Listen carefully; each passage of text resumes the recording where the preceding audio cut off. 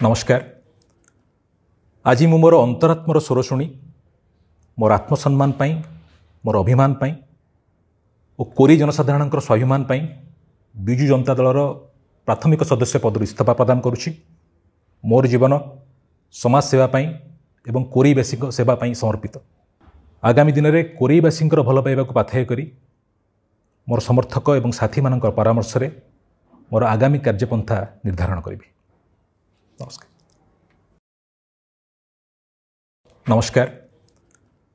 आज मु मोर अंतरात्मर स्वर शुणी मोर आत्मसम्मान पाई, मोर अभिमान पाई और कोरी जनसाधारण स्वाभिमान पाई विजु जनता दलर प्राथमिक सदस्य पद इस्तीफा प्रदान करुछि।